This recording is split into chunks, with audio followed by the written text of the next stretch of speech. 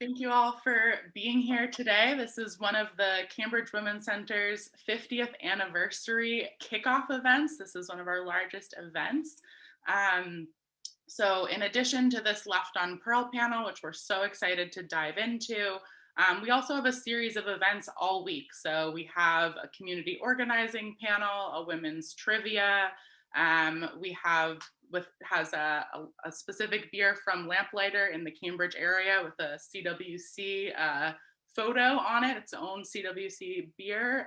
We also have a 50,000 step walk for everybody and every person to help us raise awareness and raise money, but also in honor of the 5K walk that was done in the beginning to get to the building takeover.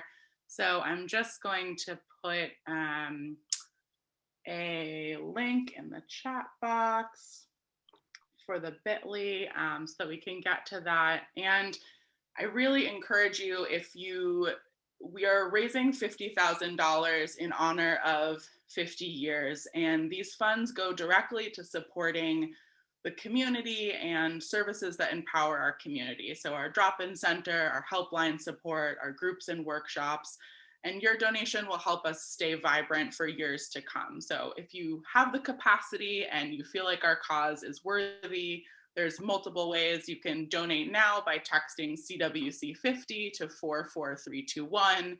You can go to the bit.ly CWC50 as well and register for other events, as well as make a donation on that page. So now that I have that settled, I will bring us back to our screen so you can see all the faces of our lovely panelists tonight. My personal connection to the center is that I'm the former director and I left a few months ago, but still involved and connected to the amazing community, and hope you'll join me in continual support. And without further ado, before I get into the housekeeping of how we're going to run the questions, I'm going to let each panelist do a brief introduction. And I will start with Susan Jacoby because she's the first one on my screen. So Susan, if you want to go ahead and introduce yourself and your connection. Sure. So in 1971, when the Women's Center was just starting to do programming, I was hanging out there and also in graduate school. And also women from all over the city were arriving there, women that had just gotten out of prison, women that were out of mental hospitals, some of them in very fragile states. And so we decided to start an emotional counseling group. I was one of the founders of that. And I started saying that I was learning more in that training group for the emotional counseling group, 3 hours a week, that I was learning in full-time graduate school about how people change. So I dropped out of graduate school and joined the women's movement full-time, and here I am 50 years later, still carrying on. So the Women's Center is a very precious place for me because it really gave me a direction in life that I cherish. So that's neat. Thank you for that. And next I'll go to Rochelle.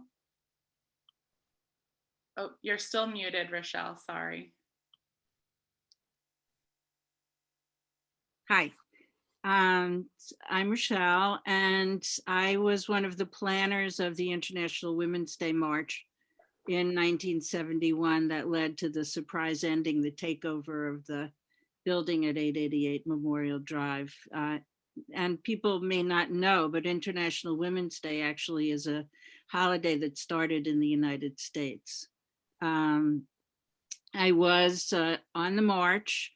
I also spent time in the building and then was involved in the creation and development of the Women's Center.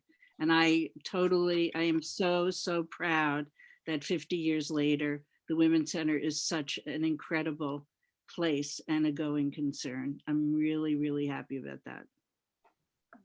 Thank you, Rochelle. Next, I'm going to hop to Irene. And if you want to unmute yourself as well. All right. Well, good evening here. I'm Rev Irene Monroe. Some of you may hear me on Mondays on the All Revved Up segment of Jim and Marjorie's Boston Public Radio, or the podcast here.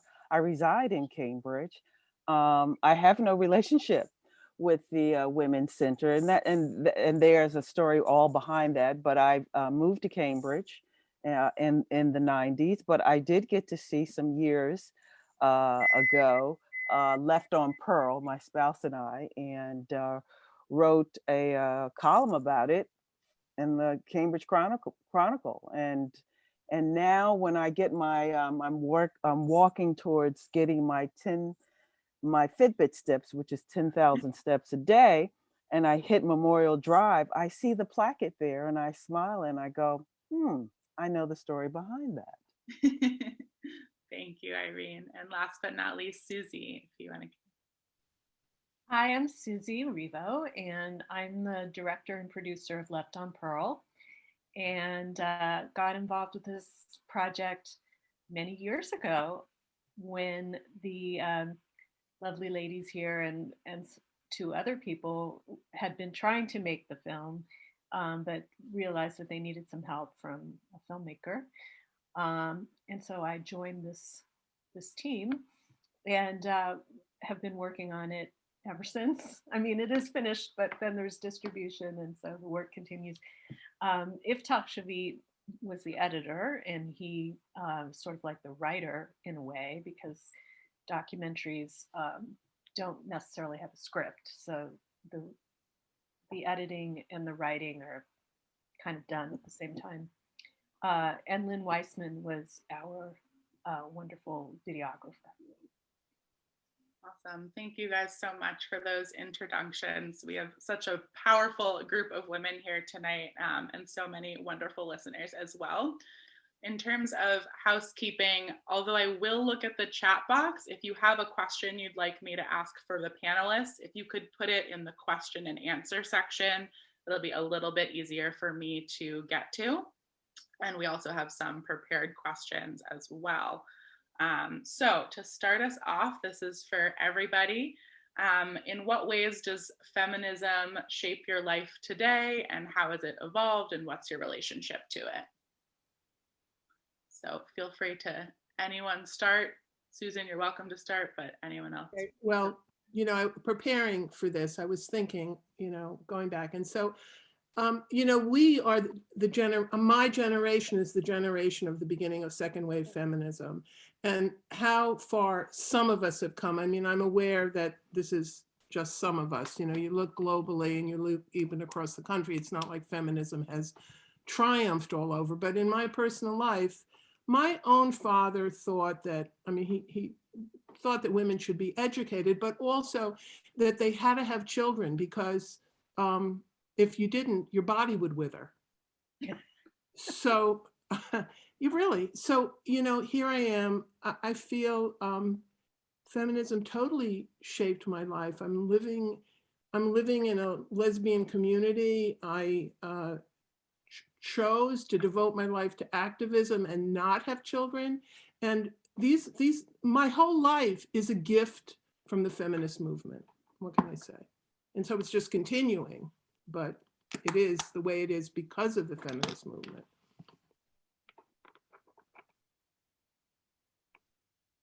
I'm done.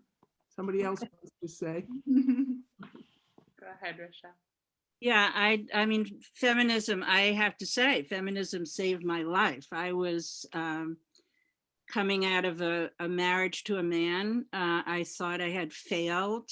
I got involved in the women's movement in the early days, in the late 60s and early 70s, when I saw and realized that what was going on for me was going on for a lot of other women, and that it wasn't my particular individual problems, but these were societal problems and problems around socialization. And then it was like a light went off, and I began to realize how I had been socialized, how the messages I got. Somebody said to me, it's not normal not to be married and to be in graduate school. You have to in high school, I was made to feel like I couldn't talk too much in class because if I did, the boys wouldn't like me, et cetera, et cetera, et cetera. So, and I have feminism has shaped my life in many ways, both individually. I changed my name to my mother's name, Ruthchild. My mother's name was Ruth. I was an early lesbian mother. Now I'm a lesbian grandmother. And I've worked on trying to change society. And as we have said, the demands of our march in 1971 are still far from being met. Affordable housing, medical insurance, health insurance for everybody, an end to negative stereotypes about women, guaranteeing reproductive rights. Where are we? We're basically in all of those cases pretty much where we were before. What's interesting to me, and I'll just stop with this, is the way in which individual rights, I never would have thought that my ability to get married would come before economic rights. Economic rights have totally lagged. Individual rights have really gone much further than I ever would have expected. And that's not pejorative. It's not negative, but it's a reflection, it seems to me, on our society. Mm-hmm. And I think definitely, I love hearing the similarities in your guys' experiences, and know there's also some different experiences. Susie and Irene, curious to hear what your relationship to feminism is. Irene, if you want to go first. Well, I always felt like a feminist in high school, even though that was the 80s and it was really not a popular position to hold. So, it was the Reagan era. And but I felt like I was kind of, an underground feminist, reading stuff. And then as soon as I got to college, there was a big crisis that happened. There was a gang rape on campus involving football players at UC Berkeley. And something just snapped in me. And I was so furious about it that I actually ended up at the Women's Center at Berkeley. They had a Women's Center to find out, is anything happening? Are people protesting this? What's going on? And I got really involved in a group there, an anti-rape group. And that, led to all sorts of other activism on many other issues.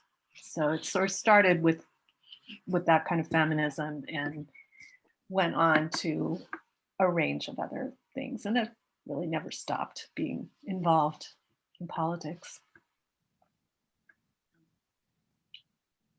Okay, so that leaves me here and stuff. Well, it's wonderful hearing your stories, none of which I could relate to. But the very interesting thing is, someone had to tell me what feminism was, largely because when you live at the intersection, Black women, from the moment we got here from 1619 to the present day, it has always been a struggle of survival and liberation. So issues about reproductive rights have always been one of our issues here. So when someone said, "Oh, this is feminism," I said, "Well, is that right?" And so I had to look at that. Is that, oh, okay? It was about white women understanding that they're privileged, but they're not as privileged because of gender. But when you're someone like me, who is Black and female and lesbian and a minister on a good day, you have a number of interlocking oppressions. So of course, when we get to discussion of intersectionality, in many ways we laugh, because again, it's the lived reality of any Black woman, from the moment that she stepped on this shore, in 1619, but the term became interesting to me. So I grew up in the Brooklyn district, where Shirley Chisholm was my councilwoman, and I got really interested in politics because of Shirley Chisholm, and we called her Mrs. C.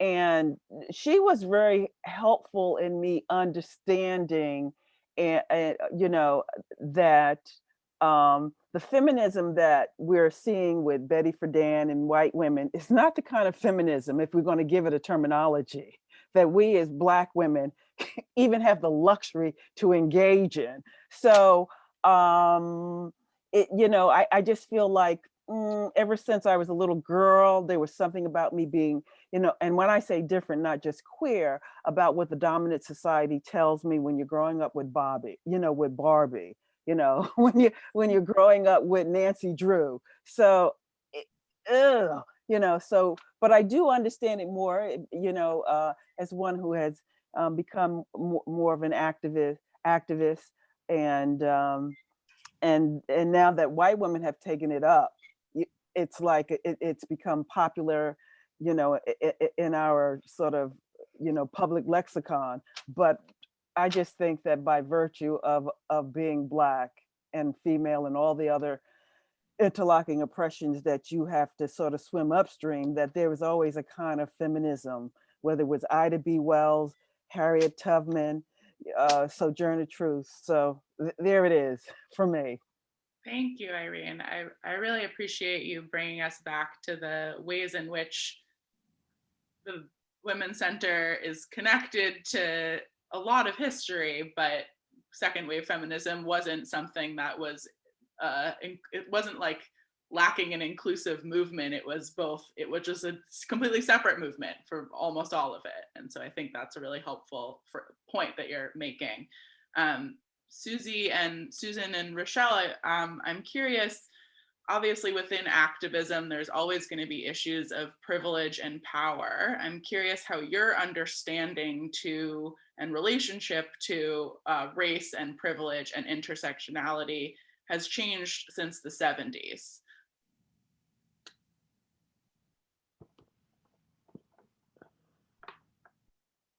Well, I can say a few things.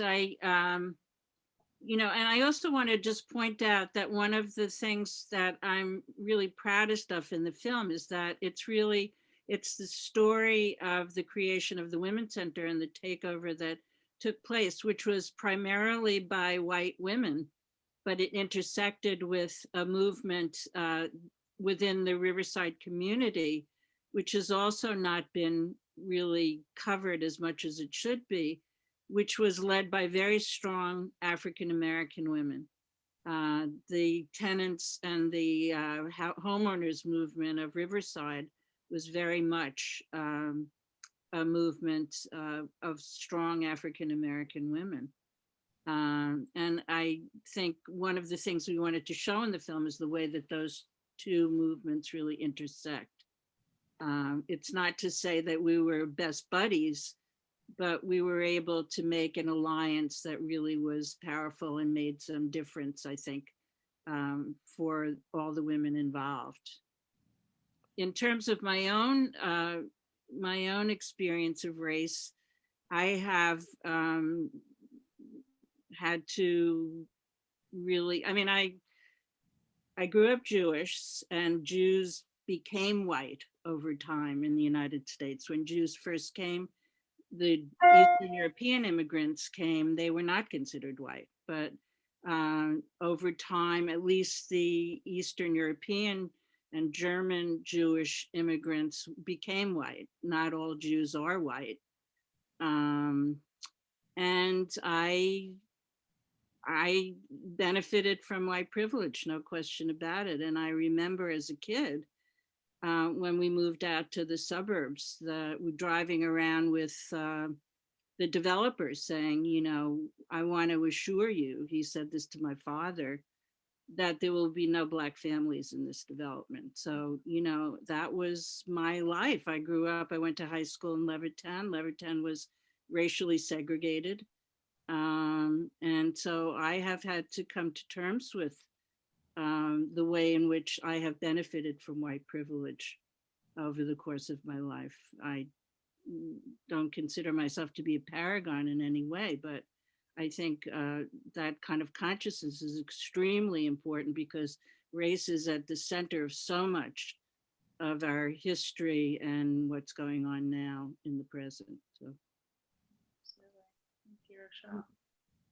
I just want to say something about second wave feminism and that, because I think that that's been a way that the movement has been, that looking at the section of feminists that were concerned with getting themselves into corporations, getting to be heads of corporations, is it, is a strong part.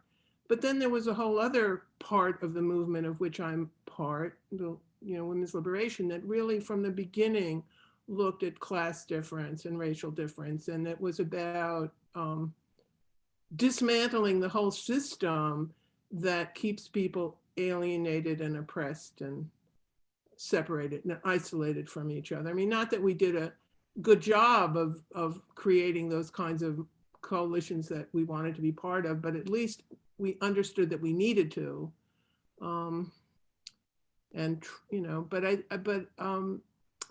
I think for me personally, I mean, it's been a lesson for all of us, all of this surprise recently that which communities aren't getting the COVID vaccine. And, people are talking about it as though it's like a surprise and something, that I thought that I was fairly educated and about it. And I realized I have so much more to learn, and that I have to assume that I really need to learn more. I just learned 2 days ago in this book that I'm reading, Stamped from the Beginning, that when the Puritans came over, like the first white settlers who arrived, it's not that because of slavery they had to develop these racist ideas in order to maintain the institution of slavery.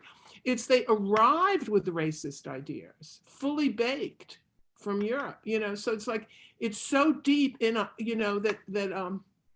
and I'm a student of history. That's all I read in. And I'm still like, oh my God, who knew? So I just feel like we have so much work still to do, not at all. It's not even begun the work that we need to do. That's how I feel now. Irene, go ahead. Definitely chime Susan, in. I'm so glad that you brought up something about the vaccine here. So I want to say a couple of things here. So it was very, very interesting, and maybe you women can, you and Rochelle can answer the question, because one of the questions that you gave us here, which I had to chuckle about, he says, if you were to take over a building today, what do you think the demands would be? And I thought to myself, I said, well, number one, I wouldn't take over a building I wouldn't take, well, I mean, we're not going to even talk about policing, but I wouldn't take over a building in a disenfranchised community, number one. If anything, I would try to revise that building and make it so that the residents who feel very threatened with what is that? When I moved here, I think it was something called rent control. I think it was something like that. I can't remember the name, but something like that. That since that was gone, the way in which I would have thought of, I would have tried to think of a way to keep the residents there, because there's a clear demarcation between Cambridgeport and Riverside here. But when you talked about the vaccine, and one of the things I'm trying to think about, what can the Women's Center do? Because one of the things I said is that, I didn't go to the Women's Center for a lot of reasons, the women of color, particularly Black women who went to the Women's Center, a lot of them, this is just my experience from folks telling me, and I did go in there a couple of times and said, this is just not my place. These are women who needed basic essentials, and in some ways you folks were able to help them around that. But it's not that it was a haven, it was a place unlike many of the other places that they go to, that they could realize that they wouldn't be sexually assaulted. But were they understood? No. And what the center set up in many ways, to me, it sort of reinscribed the racial trope of the white savior, because women of equal means, education or whatever, you folks are not having those conversations with me, or what we call the educated class. Okay, that class, those of us who come up here to go to Harvard and all that.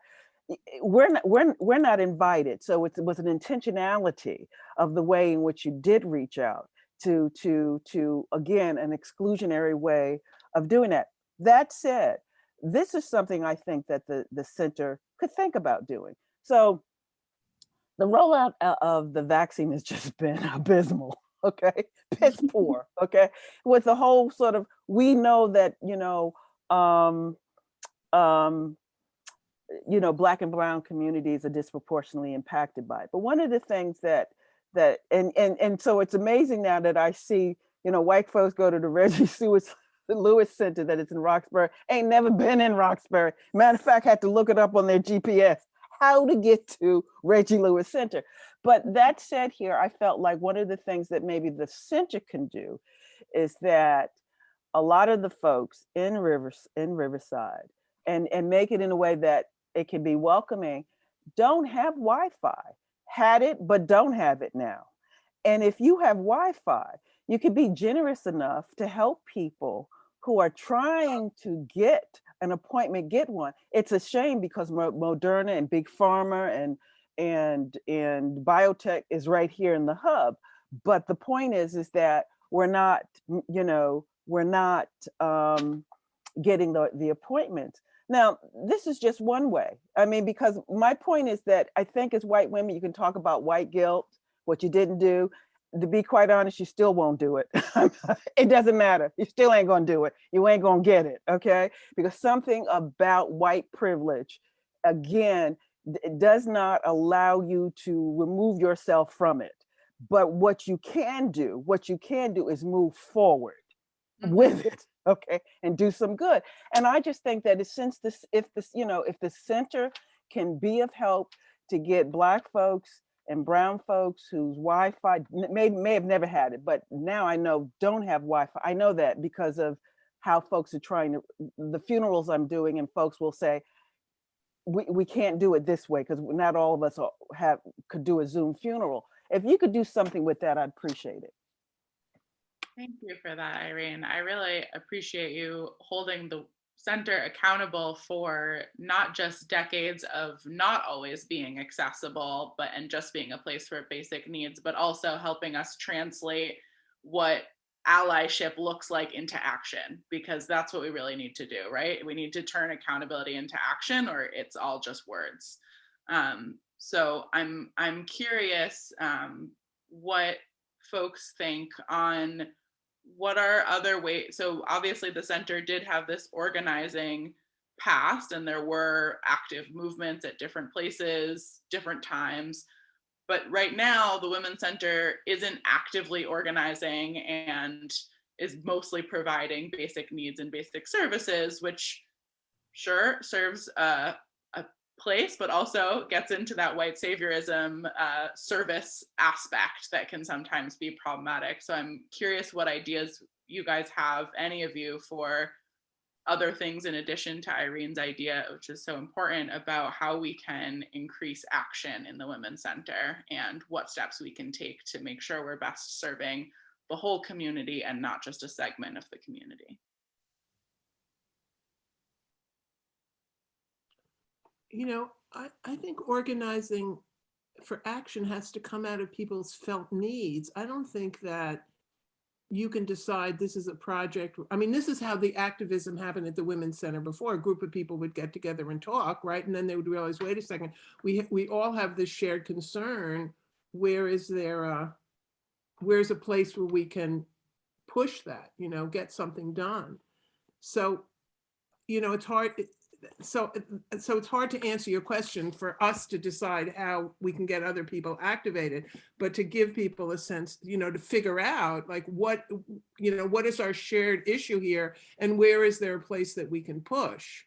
And I think the other thing about the Women's Center is like learning skills too, right? I mean, of feeling empowered is not just a personal sense of empowerment, but, you know, I can do this. I can start a campaign or work with other people or chair a meeting, or all those different skills that go into developing a campaign.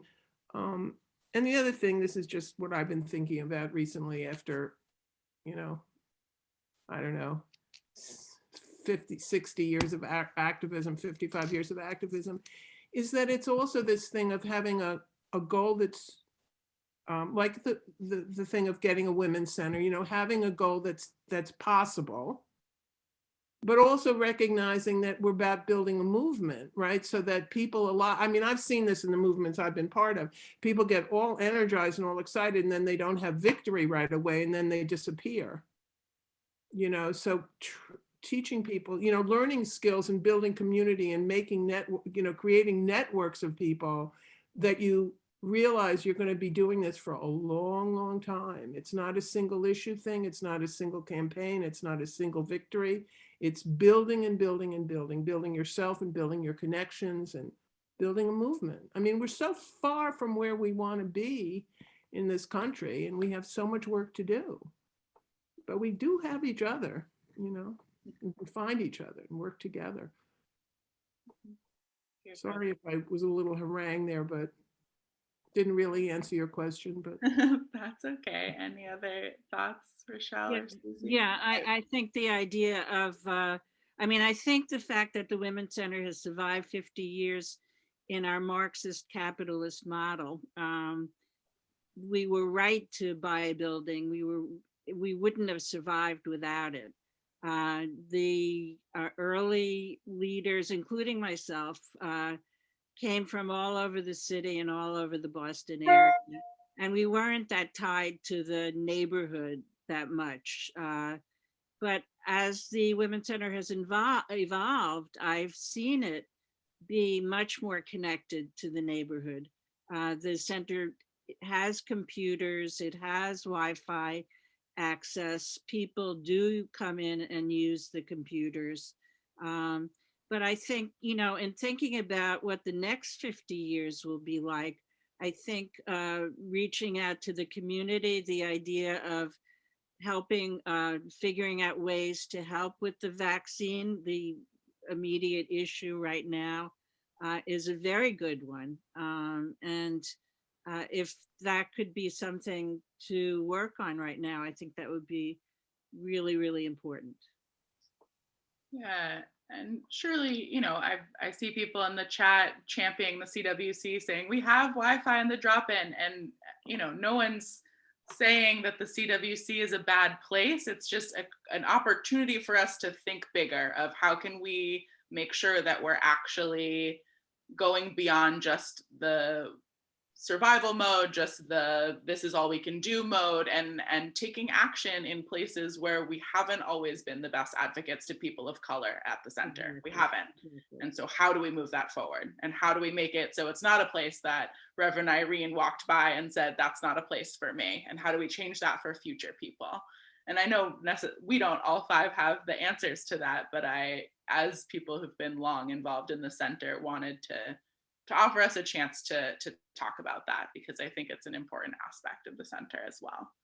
Irene, I saw you raise your hand before, so I just want to make sure to get back to you. Yeah, yes, to pick up what Rochelle and Susan said about networking and stuff and movement building. Movement building, as I understand, and again, you have to understand, I come out of the Black church, so we have a different kind of tactic and maneuver, although it has been appropriated, by some parts of the women's movement here and stuff. So the Women's Center has been here for 50 years, which is really speaks volumes, considering, how diminished, the women's movement and voices, what has happened over the years. I mean, we used to have women's bookstores, I'm just down a block from one that used to exist and stuff.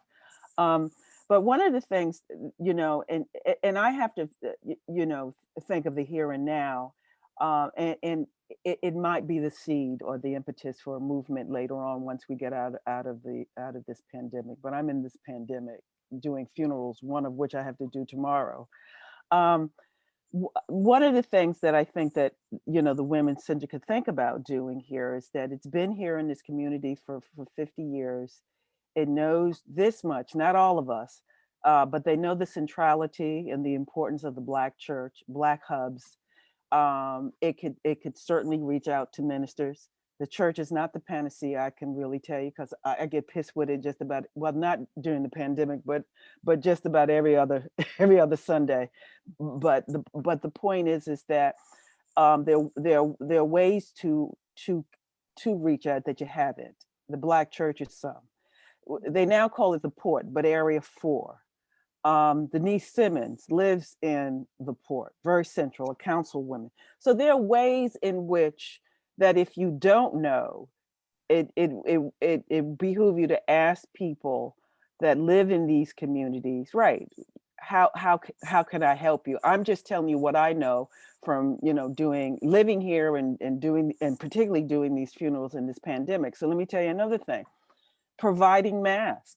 We now see people wearing 2 masks, but if you can provide masks, now they say, sure, you know, make your own mask, but some people don't have the ingenuity or whatever, and would feel more secure with a mask. You know, if you can provide masks, if you could provide hand sanitizers. These are just just really kind of basic stuff here.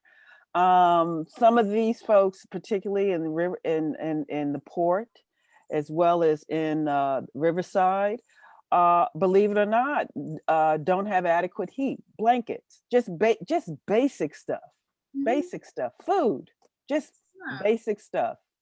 Absolutely, and are definitely, I mean, I'm no longer at the center, but I know that masks, hand sanitizer, those things we are providing. I know that stuff they're doing, but I think what you're getting at is like the outreach and connecting and making sure people who need it know that they can get it there. I want to jump to some questions in the chat box to make sure to engage with your guys' questions. So there was a history of the Combahee River Collective having meetings at the Women's Center, which sometimes is talked about the Women's Center collaborating with women. And so Rochelle and Susan, since you guys were there, I'm curious about how the Women's Center did or didn't collaborate with women from the Combahee River Collective, and what did that look like, and what were maybe things that went well or didn't go well during that time. I can't speak to it because I was gone by the time they started meeting there, so I don't know. Rochelle, do you remember? Yeah, I don't. I also can't say anything very specific other than it was a meeting place, and I was actually at Goddard Cambridge at that point also, and there was some connection between some of the members of the Combahee River Collective and Goddard Cambridge, but there were, I mean, that's all I can say about it. That's fair. I know there are some people who've been at the center for a while who would know more. I obviously was not even born in the 70s, so I cannot answer that question. And in the 80s, still wasn't born. So Irene, do you happen to know? I don't know if you have any. I know many of the sisters, but I was not here. I was home in Brooklyn. Okay. Yeah. Mm-hmm, mm-hmm. Yeah. Okay. So we know they did, but that's about the amount of information we have. So Lauren Leon, I'll have to get back to you with some more information there when I check in on that. I'm curious also if going back into the film and sort of the creation of this Left on Pearl film that you guys all watched, can you guys talk about both the history but also how feminism guided the making of the film for you guys? We Susan and I will say similar things about this. When we were working on the film, we showed it to a number of filmmakers, and they all said, you can't have a film like this. You have to just focus on a couple of people and make the story about them and how they were at the Women's Center and the takeover. And what we said was we didn't want to do that. We wanted to show that this was a movement in which many different women and some men participated, and that the story of the takeover and the establishment of the Women's Center was a story that had many voices. So it's more the kind of Sergei Eisenstein, if we can be a presumptuous theory of filmmaking, that is showing a group action, a collective action. How do you show that on film? And I think Susie and Iftak were brilliant in the way that they put together those voices to make a story that's coherent and moves from one person's experience to the next. So that was, from the very beginning, we wanted to make that kind of a film. So through what we did and what we showed, we were kind of modeling feminist women's liberation ideology. Yeah, I don't have much to add to that, except that I mean, we were going with the spirit of that. Iftach and I, we wanted to do that, but it was also just not practical to follow 3 or 4 people. It just wouldn't have worked because no 3 or 4 people, you know, there was no footage of, you know, of people that followed them all the way through the arc of the takeover. I mean, it just wasn't possible. And in order to get all of the pieces of information that you would need to know to understand what happened, it had to be, we had to actually gather little bits from everybody in order to tell the story. And not everybody covered everything, you know, so it worked out that way. But we also believed in this idea of making a film of a chorus, you know, of voices and not a few stars. That didn't make sense to us. I just want to add too, I mean, so the film wasn't just feminist in content, but also in form, in that, in doing it, making the choice to make it that way. But I also want to say, I'm proud. I mean, I was not the editor, I had nothing to do with it. So I'm just very proud of how it turned out, that it worked, but also that it shows a movement.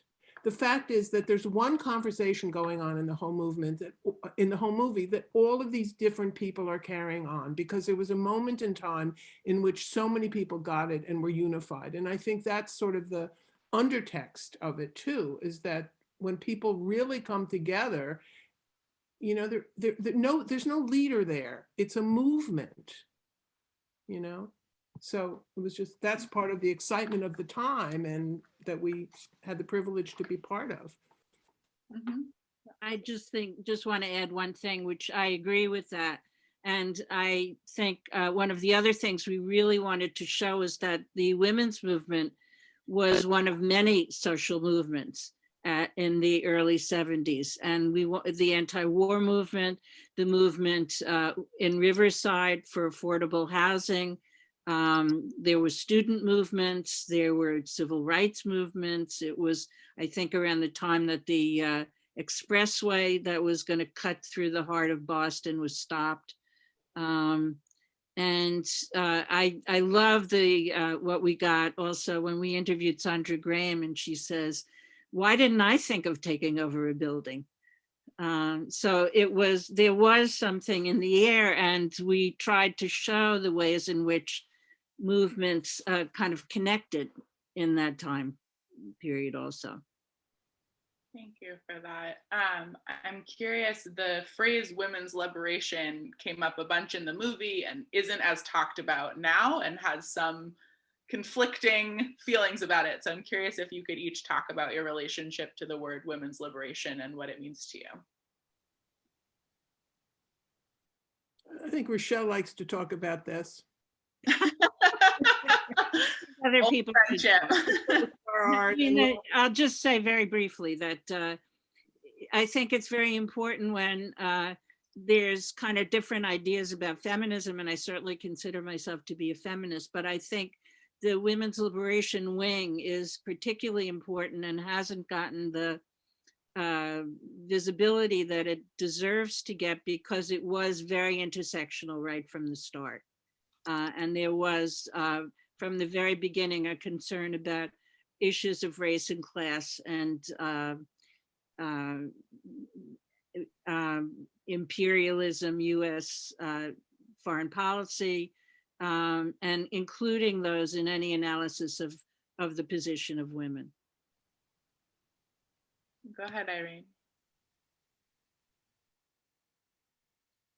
Rochelle, I just want to push back a little bit.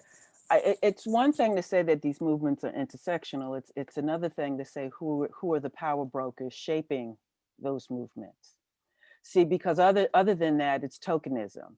It's using these various marginalized groups or issues to further an agenda more than a movement. So I just want to say that, and I wasn't here, but I lived here long. I mean, I've lived long enough to see a repeated pattern that while it's not here in Massachusetts, maybe certainly in New York and when you hear your sister friends, talk to you about it, and the women from the Combahee River Collective give you an inside story about, oh, listen, this is the deal. This was what was happening here. You get a very, very different narrative. So so maybe what I need to talk about is power differential. So that if you're going to talk about intersectionality, you need to talk about who's at the table, who is part of the design of this concept of intersectionality, so that it rolls out with a sense of equity and inclusivity.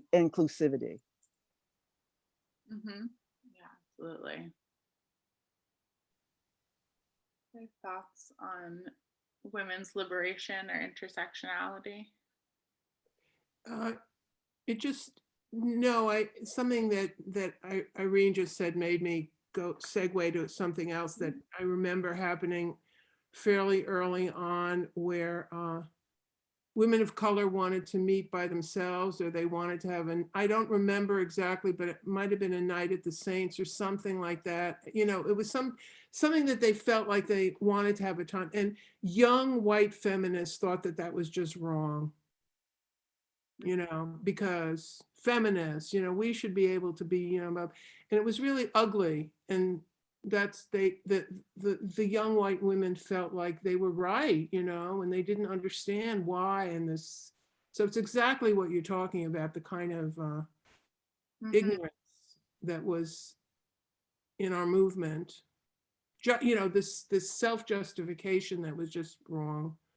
And we might not have come that far, I think, Yeah, and I think there's like that, there's room for celebrating the places that have gone well, but I think there's a whole lot more of accountability that if we are too quick to celebrate, but that's part of the reason, like, we need to, it's survived 50 years. It's obviously such an important piece of the community and has provided so many great aspects, and sort of thinking about what does its history mean for its future. So I'm thinking of the IDEA Committee, which is the Inclusion, Diversity, Equity, and Accountability in Action group that was just started by one of the women of color directors of the center, and she has board members and members of the community and volunteers involved in this, and they're looking at how do we reword our mission statement, our value system? How do we center women of color in the voices of the center and what's happening? How do we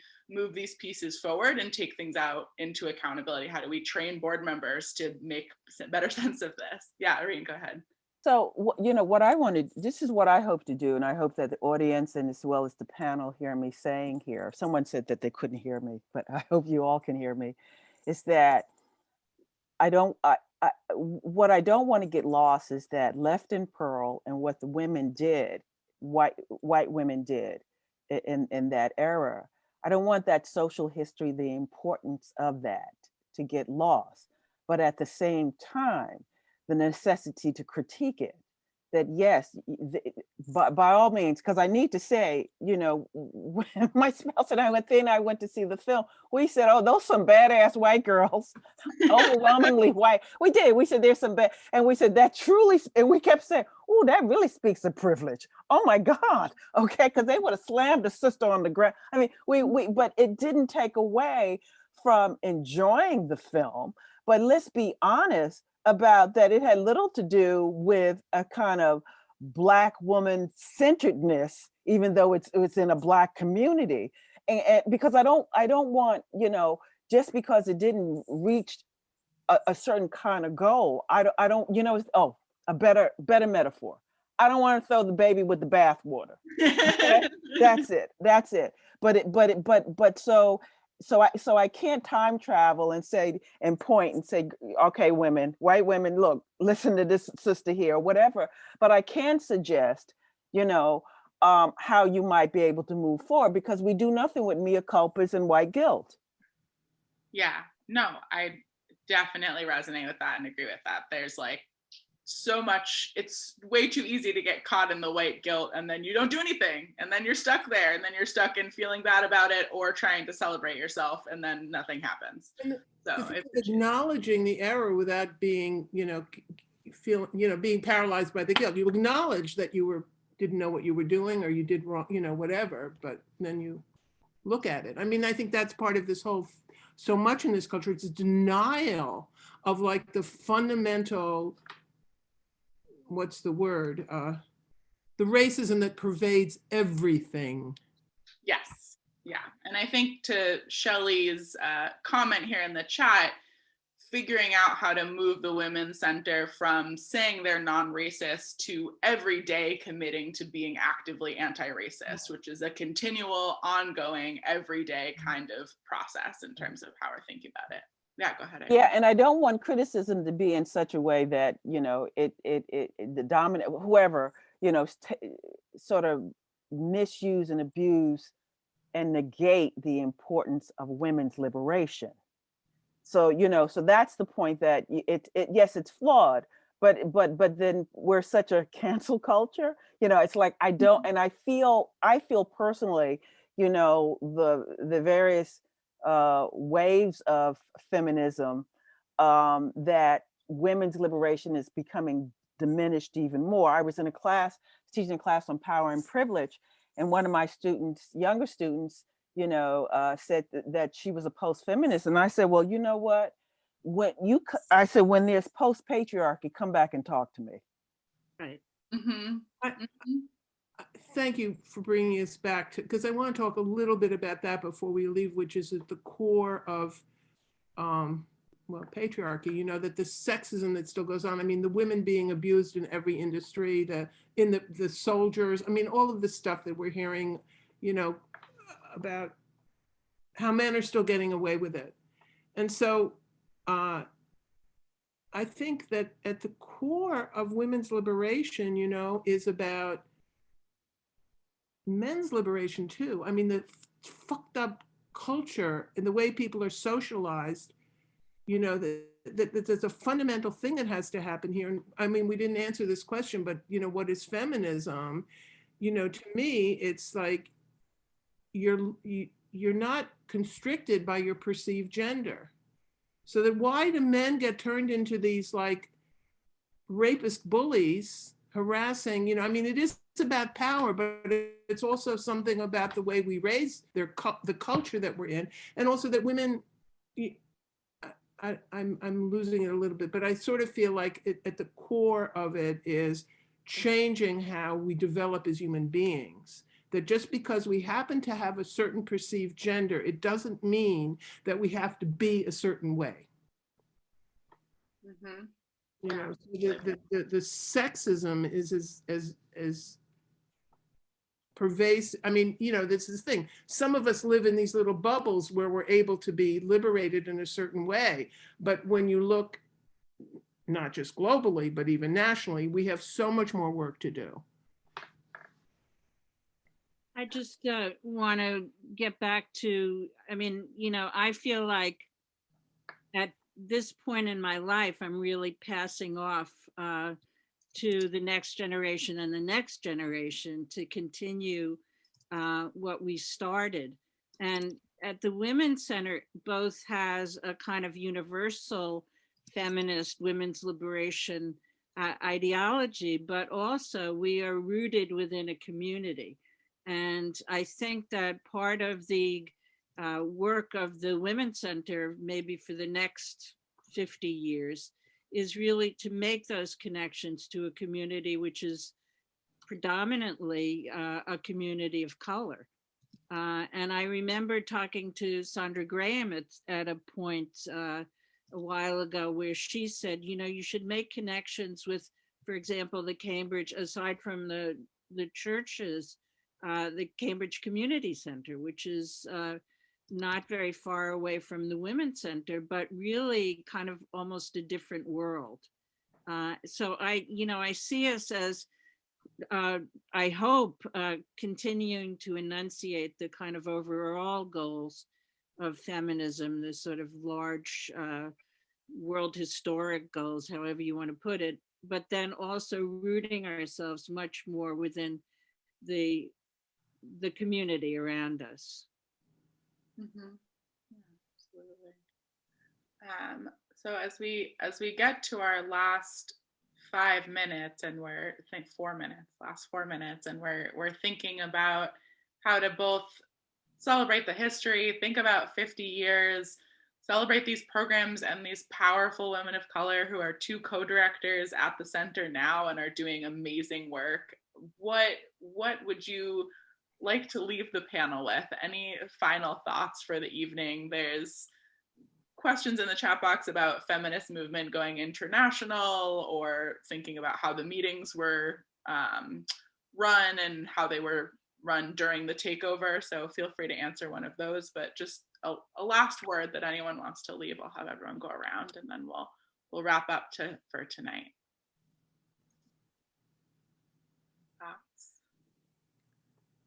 Well,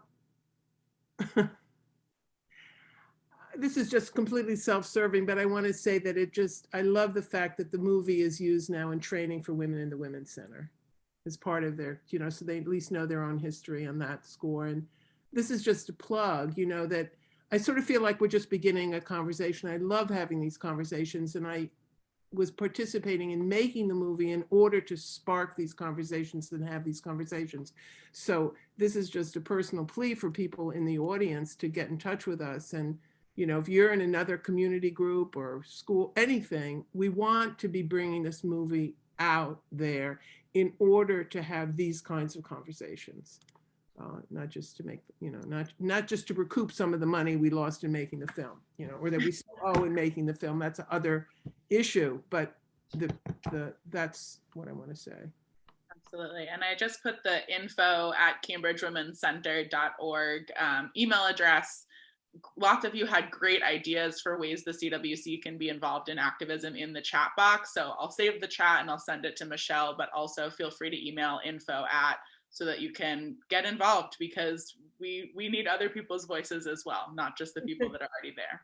Can you send the chat to all of us? Because there's some people made some really great ideas for follow-up that I don't want to lose. That would be good. No, yeah. Absolutely. I will make sure I save the chat and I will not log off until I figure that out. Not to worry. Other last thoughts from other folks? Yeah, Irene, go ahead. Okay, I just think that, again, moving forward, terminology is everything. So I think that if you're going to use feminism, say intersectional feminism, but the problem with that, sometimes I think they still think it's so dominated by the notion of white women. So maybe womanism, because if you say womanism, then it's people of color. It also might be a constant reminder, we are talking, okay, maybe we should include women of color, and then maybe it'll open up thoughts about LGBT, other types of women, in this movement. But moving forward, it can no longer be what it was. So it needs to be intersectional. Yeah. And you need and you when I say that, you need people of color at the table. Mm-hmm. Absolutely. Rochelle, go ahead. Yeah, just a couple of things. First of all, Jenny Mansbridge actually in the chat mentioned that when around 1970, when there was a poll taken of who considered themselves to be a feminist, women of color, particularly African-American women, had much higher percentages considering themselves to be feminists than white women did at that point. So I think this is, again, one of the things that, again, we tried to do in the film is remedy a little bit, at least, the fact that women's liberation, feminism, is the least documented of any of the social movements of the 20th century and into the 21st century. And that means really making visible all the ways in which all the women who were active and worked as women in all kinds of different movements need to be represented and need to be shown. So I hope that in our small way, we've helped move that forward and made a piece of our history more visible. And one final plug, the Women's Center has a fundraising campaign seeking to create an endowment for the next 50 years. And please give if you can. Absolutely. Well, thank you guys all so much. I really appreciated all of your time and energy. Feel free to email info@cambridgewomencenter.org with any questions, or check out the bit.ly/CWC-50 to check out the events and see what else is out there. Thank you guys again so much.